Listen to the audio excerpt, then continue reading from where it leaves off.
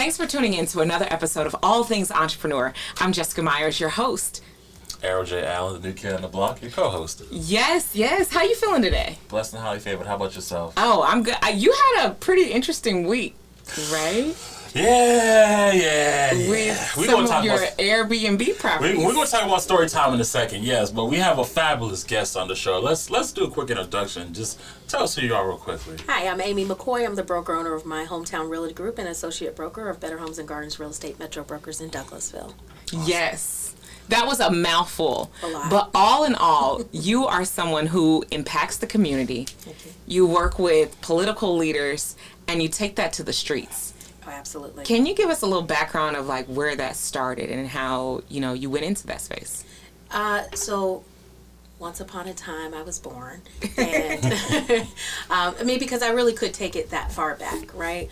There's always something that we're born with, right? And that spirit just kind of talks to you and lets you know, hey, this is your time to shine, right? I started entrepreneurship, honestly, around 6. And yeah, it was that early, and it's crazy because Mom didn't have ice cream money, so it got that serious. Yeah. And you don't play with a 6-year-old about ice cream. So I had to learn early that start. But to get into real estate, I've been in real estate almost 19 years.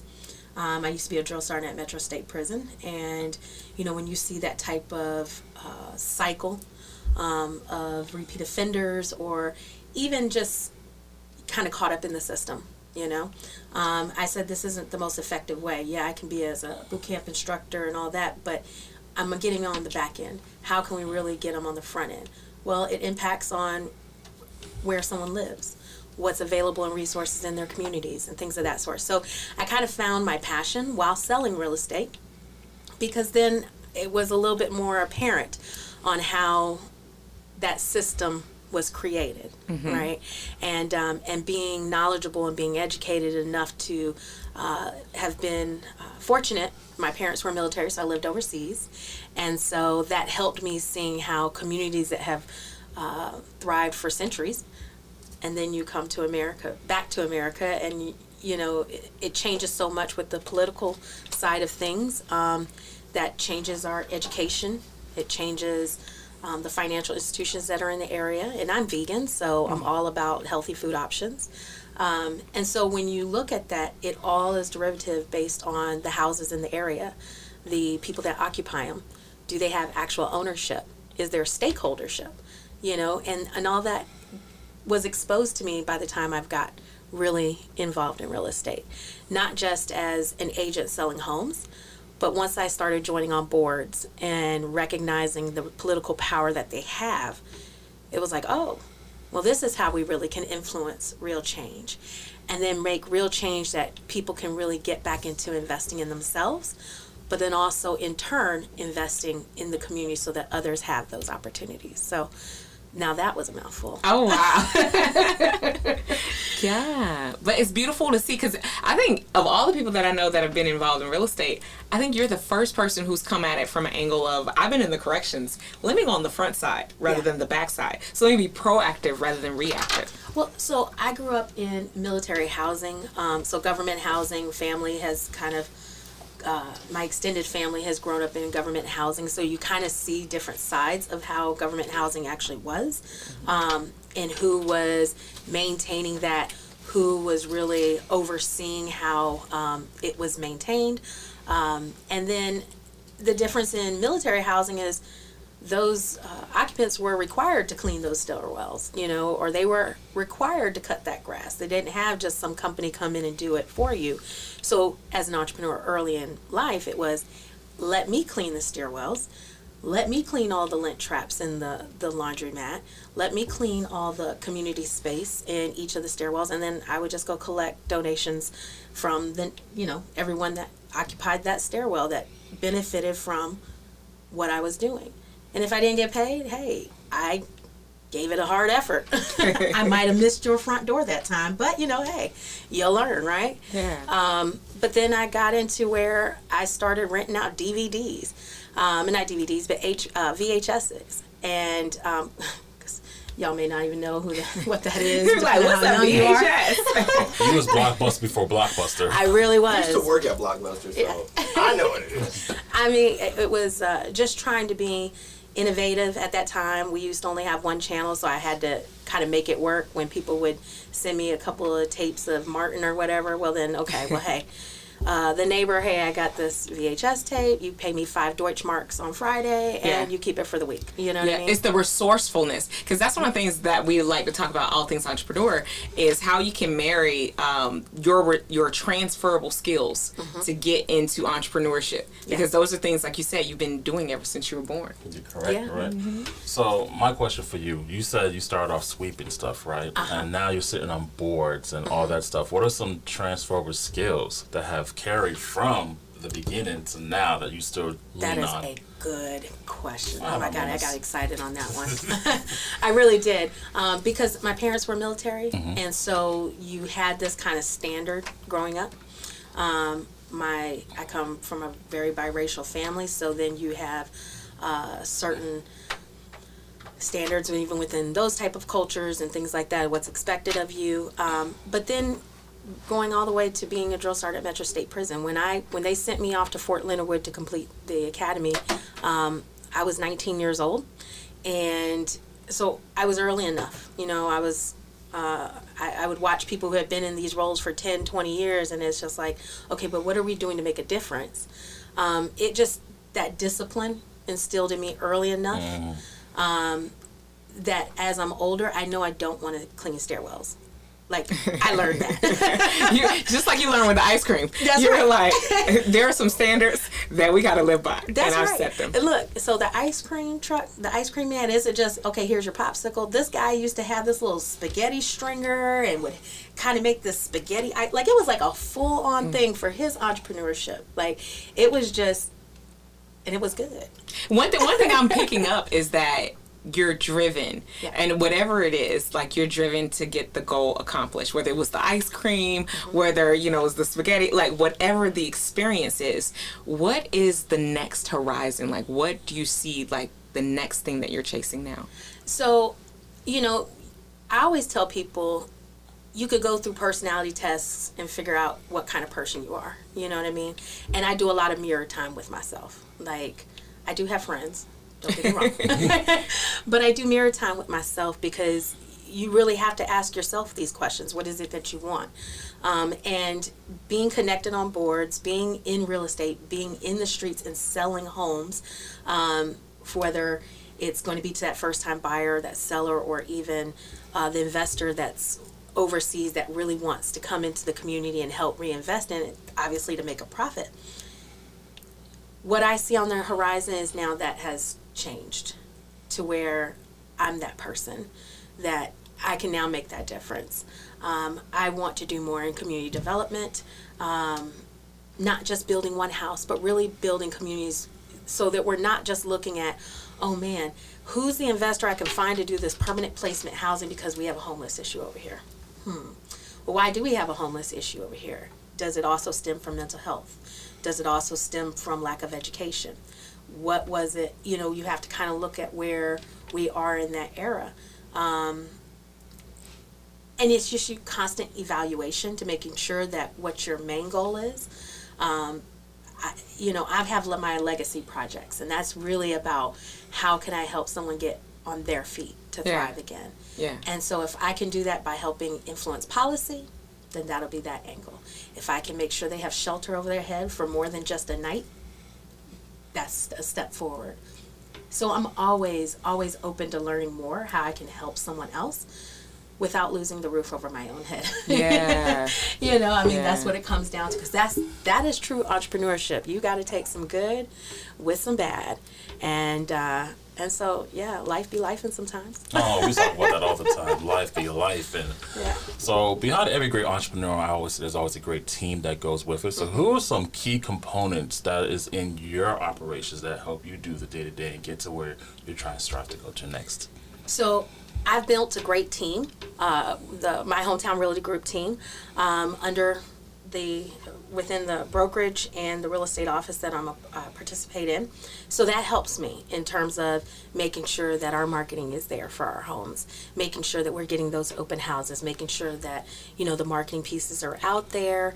But even from that, there are a lot of mentors that may not be with the same company. You know, you have to learn to leverage. There's enough money out here for all of us.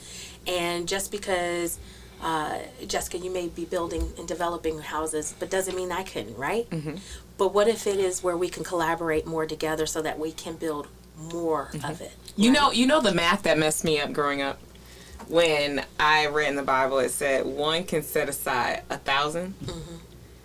And so you would think, like, okay, 1 + 1 = 2,000. But when I found out, it was like 1 can set aside 1,000, but 2 can set aside 10,000. Mm-hmm. And I was like, that's the power of collaboration. Mm-hmm. Whereas like competition will leave you at 1,000, you scrapping over 2,000. Versus understanding that the power of unity and harmonious working together, like you said, we can be harmonious in how we engage and how we work together. It doesn't have to be a competition. Right. It can be you're in your lane, in your vein, I'm in my lane, in my vein, and then together we accomplish 10,000 versus the 1,000 we could have done separately. Absolutely. And that's the way I look at the corrections field, right? Because when I came into the correction field, they had already started closing down asylums for mental health. So it was a matter of now you're commingling and you don't realize the trauma that somebody may be opened up to once you bring in two different type of personalities in the same room. Yeah. And when you remove education from that, what happens when people don't know how to communicate? They hit, they act out, they do something to create attention. And that's how we have to look at a lot of our communities right now. When we see the disruption, we have to look at, well, what was the root cause of that? And how can we fix that? So it's taking a higher level approach. A lot of people will take that, what's that quick reaction? Yeah. Well, let's look at that root and see how we can fix it in phases. And if it is a matter of the education system, if we do need those tutors, or if we do need more mentors, or whatever the case may be, it's really taking proper assessment, which you have to do in your personal business all the time. Be in your business, but work at your business all the time. So. Yeah, Michael, you give us the best. Work on your business constantly. Don't be trapped in your business. Yeah. So you spot on with that. So let's switch up. Let's talk about some stories. Okay. So I know Jessica alluded to a story I had earlier today. So let's hear, and we'll go back to when you was working with the corrections sector. Yeah. What was one of the most out of left field stories, or just something that's just like, wow, you would not have thought that would have happened? Well, I mean, I've got stories. We're here for I have been hit upside the head with an iron. Like literally? Legitimate? Yeah. And couldn't even get workers' comp. So, oh yeah, I'm telling you this. So there's a whole reason why I personally had to stop working during that time for the state. And that's not a dig. That's just where we were at that time. When you're 19 years old and you're making $24,000 a year, and you're like, oh, okay, 6 days on, 3 days off, and oh, no overtime. Okay. And you might be working double shifts, and things can get stressful. And I was like, oh, I can make more at McDonald's. Mm-hmm. Because at least they pay time and a half. There you go. For overtime. And so I was able to take that moment to say what I was willing to put up with and what I wasn't willing to put up with. That was just one scenario. I at one point thought I was having a heart attack. Oh gosh. And I remember calling for backup for more than an hour and a half. And they sent someone to help me with building count. But once building count was over, I had passed out. And it took inmates to get me to the infirmary. And it was that type of exposure, right? Because who would have known what would have happened to me? Oh, right? wow. And so it was that deciding factor. The warrant, Warden? Yeah, warden at that time used to call me Spitfire Hall, my maiden name. Because I didn't care if you was an inmate or my superior. If you stepped in my building and you did not, you have to show respect. Not everybody that's incarcerated is meant to be there, right? I didn't play favoritisms. If you were an inmate, you were an inmate. You still had your protocols that you had to complete too. Again, I'm short, I have that Napoleon, you're going to do what I say, you're going to pay me my rent. That's how I operate now in my property management, right? But at the end of the day, my mother had colleagues that we found out afterwards when I had already been hired on that she served with in the military, right? And so I had to honor who I was, who I am a legacy of, you know what I mean? And can't just be like, wow, who do you have? This is how she shows up to work, you know what I mean, type of feeling. So I always kind of had to walk in that excellence, demand excellence. And so, so when it came time to making sure I had backup, I realized, did I have backup? And then I said, you know what? I don't have to put up with this. Yeah. And so I didn't, and got into property management, and realized, okay, rent has to be paid, and I was in that because I was 19 when I first got into, 18 when I got into corrections. I left by the age of 20, and getting into property management. That's kind of where, oh wow, this is interesting. And started making really good money, made more money just in my bonuses than I did working for the state. Wow. And my mom was like, oh, you know how to sell. And in combination with discipline, I said, okay. When she said, get your real estate license, I said, okay, I'll trust you're right on that. And then I made top 10% of the company. Wow. Better Homes and Gardens back then, Yeah. 19 years ago, within my first year, and been excelling ever since. So, Wow. that was my journey. Yeah.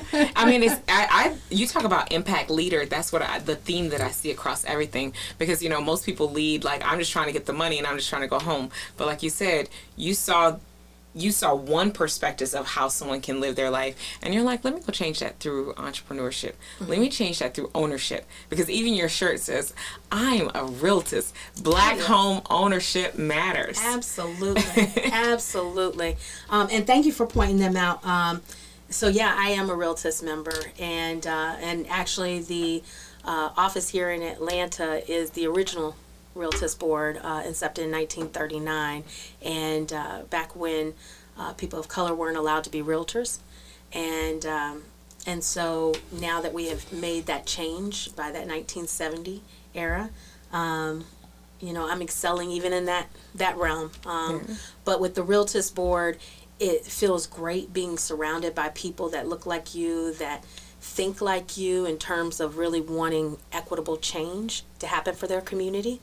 That makes a difference. And so I wanted to be surrounded by people with like-mind vision, like-mind goals. Yeah. And so it's about building what was taken from our community. Yeah. And not just taken, nothing has to always be physically taken. Like, I love this coaster, by the way.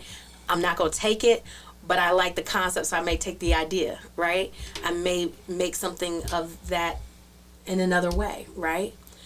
You might have to show the coaster. I was like, it says All the viewers gotta know. I love it. Yeah. So I'm sorry. It says, "Don't f up the table, please." Okay. Like, how polite. And I love it. Just a gentle suggestion. Hey, I love it. Yeah, because that's one of the things. But can you explain? Because I use this. I don't know if you know the difference between realtor and a realtist. Do you know? Can you try to guess? What's I'm the gonna take a guess. between... Now, disclaimer: I am not a realtor or licensed real estate professional. We just go put that out there. But I believe a real estate agent is someone who holds a license, but a realtor sits on the board of the National Organization of Realtors, whatever it's called. The NAA. You talking about NARAB? So that's the National Association of Real Estate Brokers. That is the national arm for Empire Board of Realtors. It's the same, but so NAR, which is National Association of Realtors, is a much older association, and it used to be all white. Okay. And so in order to transform and making sure we're creating more equitable and fair housing, the Realtors organization, we had many members that were the ones that were there testifying to Congress to making sure we actually had the Fair Housing Act actually passed. Testifying year after year to make sure we can finally get expansion and equal opportunity for all. So the Realtors Board here locally is called the Empire Board of Realtors, and it was incepted in 1939. So they marched with Martin Luther King. He spoke at many of our conferences. being able to kind of help create that pathway to making sure we really had our communities and making sure we got the resources in our community. And that's what our charge is currently, creating democracy in housing, making sure we're getting our fair share of this community. Does it feel like it's gotten better or worse, do you feel? So that's the problem with systemic policies. I mean, systemic racism permeates through a lot of different things. And until you get people that are willing to be in political power that understands what the Fair Housing Act is. Because the thing about real estate, and that's a very good question, because the thing about real estate, just like Republican, the late Johnny Isaacson had said, you know, real estate affects every sector in the way America runs. Okay, so when we talk about resources that come into community, most of that's funded by your tax bills, right? So if we're constantly devaluing a community of color, but yet we've concentrated that population over to this part, then we're going to go ahead and strip you of those resources. Or not necessarily strip you, we're just going to charge you more for them, but we're going to take our time before we give you access to it. You tax this person more than you would tax that person. That's right. And so, or, oh, we're going to make this attractive, but we're not going to make it affordable for you to live here, or we're going to tax you so high that now you have to move out because we have later plans. And so it's bringing light to a lot of that. You know, some people may feel, well, once we had integration, then that's when it really got bad. Well, no, you just didn't know what you were missing out on until there was integration. And then it's really holding people accountable. I just got through finishing up my second book, and it's going through with the editor and everything now. And so it's really talking about how fair housing really impacts your community. And when you have fair housing at the core, it's essential for a community to thrive. How your transportation, your food, your education, even the type of financial institutions, and not to put your viewers to sleep, okay? But it's a difference of when you have check cashing places versus having a Wells Fargo, you know, or a Bank of America. Or even if you have credit unions in your community, because, you know, those local banks are going to help lend for those local businesses in the community, or even if you're trying to do construction or perm loans, most likely it's going to be those local banking institutions. But if you don't have banking institutions in your community, payday loans is not going to build a neighborhood. Yeah. You know, and so it's interesting because the banking institutions are there, because as you were saying that, I could envision different communities in Atlanta. So for example, like there's an intersection at Campbellton and Delowe, if you're familiar with Atlanta. Yes. And it's so funny because I'm like, you can sit at the corner and you can look at the check cashing place, all these places that have dollar signs, right? Even Safe Foods, the grocery store's called Safe Foods and has a dollar sign in the S. And I'm like, you have all of these dollar signs, but this is a perceivably poor community. But then there's so many dollar signs that are around. But then you can go stand in a community on the north side of town, and you won't see as much of dollars. Like you said, you'll see Ameris Bank, you'll see, you know, financial institutions. But it's interesting because there's money in both communities. money in both communities. But the money and how it's shown is just different. It's almost like and a lot of people here are probably renting. So the people who own are having the meetings about their community in another place. So the banking institution is there. It's just not overground. And here's the difference in two. Because, and the reason why I say from a traditional, do I agree? Like, you know, let's be real clear. Bank of America has been sued for discrimination. Wells Fargo has been, all of these people have been sued and continue to be sued. Like, a lot, right? So don't get me wrong. Are they the best thing? No, but when you look at the rate of borrowing, how much it costs when you do need to leverage funds, or even if you do want to build that house, that check cashing, how much does it cost you to cash that check?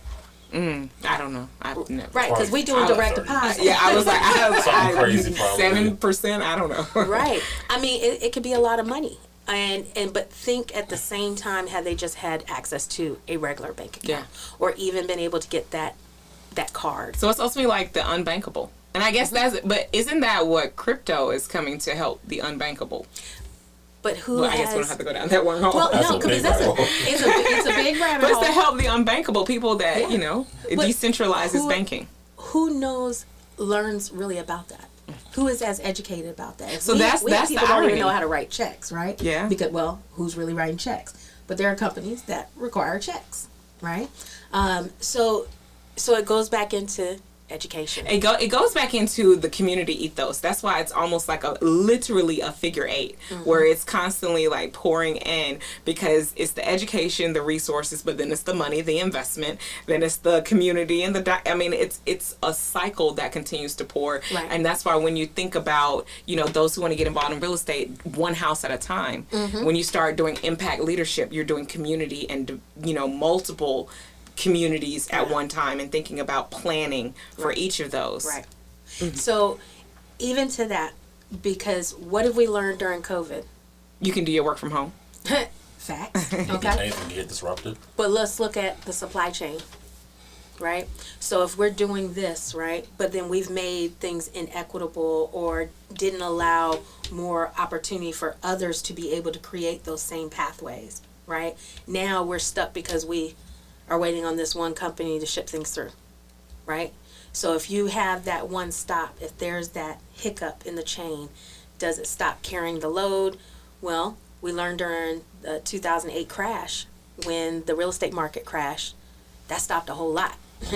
It caused a world crisis, right? And some countries are now kind of going through their same thing.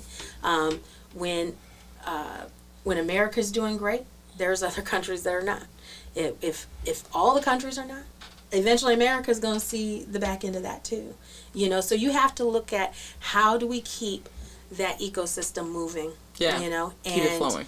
And it does start with equitable opportunities. Yes, and you are paving the way Thank you. to be a part. Any final question?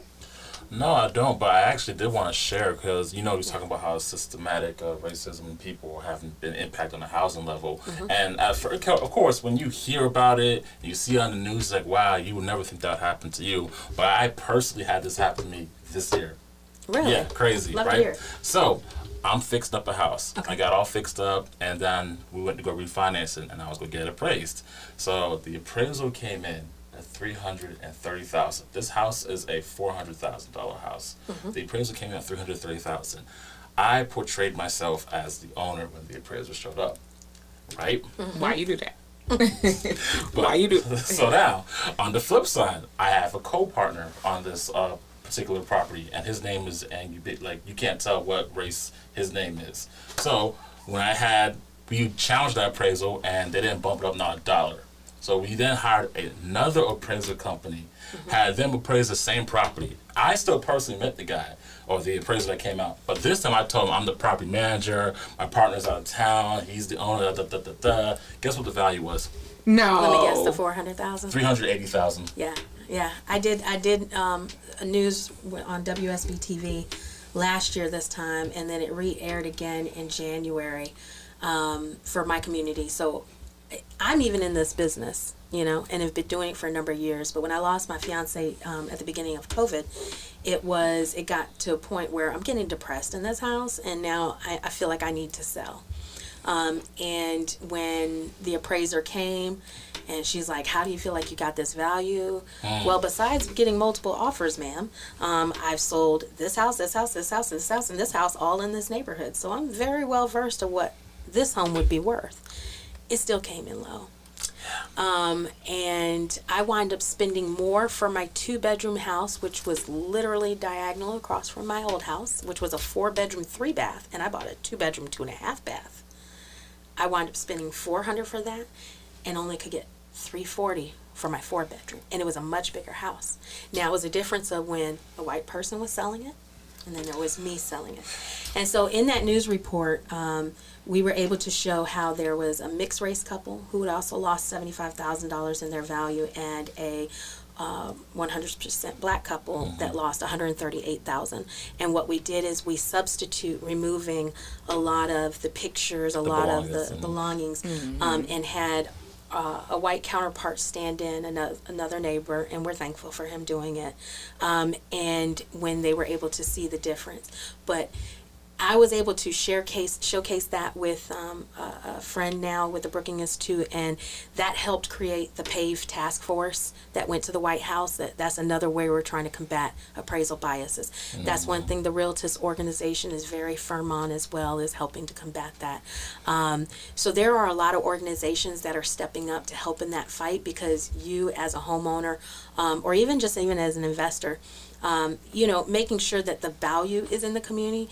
We're coming from a time when, and I'm going to wrap this up, we're coming from a time where people used to just inflate value so much to take advantage.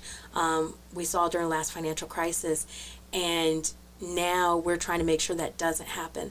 But what we've done in the process while we're trying to combat that appraisal bias is we also allowed institutional buyers to come in and pay cash $50,000 over to help get people out of those communities and turn them into renters, right? So that way by the next tax cycle, now you've raised up I could really go deep into the advocacy part of this. No.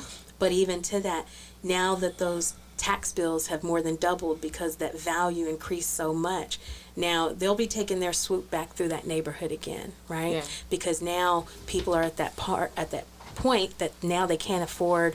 One of my houses went up $300 just for the tax bill.